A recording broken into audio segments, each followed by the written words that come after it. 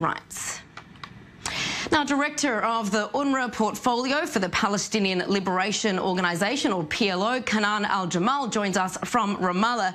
Mr. Al-Jamal, great to have you with us. First question to you, how does the dismantling of UNRWA change the facts on the ground for the Palestinians? Well, good evening for everybody. And actually, you know, the Kushner attempts and the Israeli attempts and the United States attempts toward dismantling UNRWA is something illegal, because UNRWA has been established by the decision in 1949 for that, and the decision 302 in 48. Shows clearly for the right of return of refugees. And this will be really against all the regulations, of course, all the international regulations, and against all the international community, the demands towards the right of return of Palestinian refugees.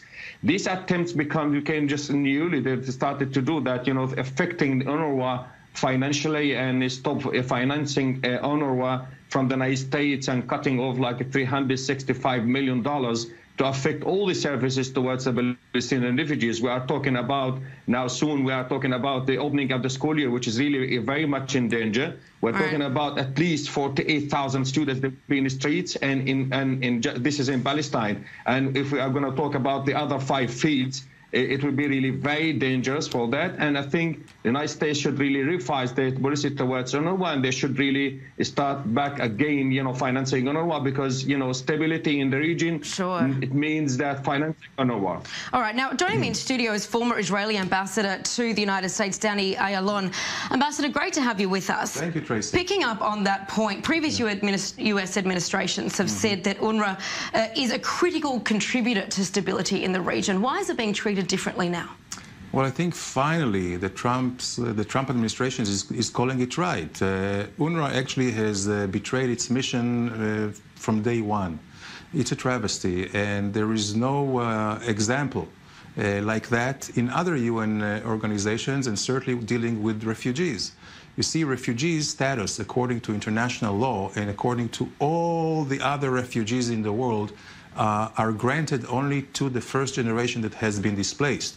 All the other generations which have been born outside of this place, of their, let's say, parents' place, are not refugees. They should be granted citizenship and all civil rights by the host country. This has not been the case here. We're talking about 4 to 5 generations of refugees.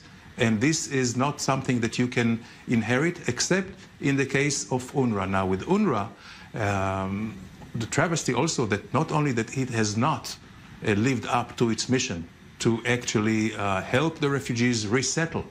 No Palestinian refugee has been settled. Millions have been resettled by other UN refugee organizations, except UNRWA. And not only that, a major part of the UNRWA's budget goes to something beyond its limit, which is education. And the problem with education, that the UNRWA-run schools are filled with incitement, anti-Semitism, and in a way, they perpetuate the conflict in order to actually alleviate it. But looking at this issue as part of the broader White House peace plan, is this dismantling UNRWA, obviously, to your point, benefits Israel, that's clear, but is this not another move by the US administration to favour Israel and muscle the Palestinians away from what they see as their legitimate right? I think that the Trump administration is based on the former 6 or 7 American administrations who have tried to make peace with all the concessions the Palestinians could have just wanted and dreamt. And still, they were very intransigent and very aggressive. I believe that there is a change of policy the thinking is that if you cave in to the Palestinian demands, if you treat them like the spoiled kid, nothing will come out of it, and they will not compromise. Israel is ready for many concessions, but the Palestinians have not shown us even one.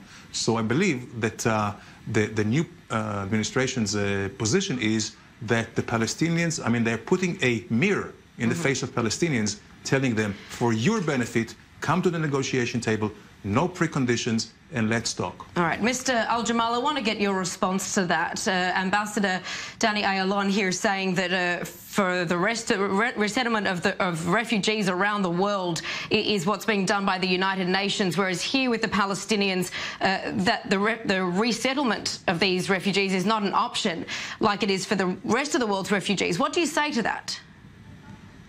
Well, I think, you know, your guest is changing facts on the ground, and actually the only obstacle and the first obstacle in front of UNRWA to do his job is Israel and Israeli occupation here, and he knows very well what is the Israeli occupation doing and in the camps and how they're destroying, how they are hitting, bombing UNRWA's facilities and everywhere. Like, you know, the samples in Gaza, the samples in the West Bank, it's very clear. And what he said that it's not inherited. Of course, you know, when it is denied the right for those refugees to come back to Palestine, even for a visit, of course it is inherited. You know, those people, those 4 generations are still refugees, and they have a right to return to their homes, which is being, the Israeli forces, they kicked them out of their houses.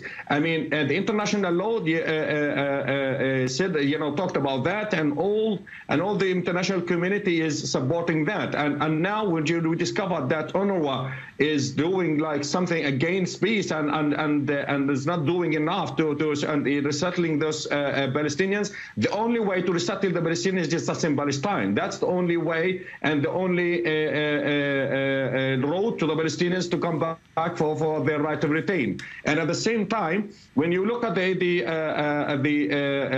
facilities and services by UNRWA, every time and all the time we are observing that, and in coordination with UNRWA, right. The only obstacle and the only problem is that we face just from the Israeli army, which is the occupation, and this is from the Israel.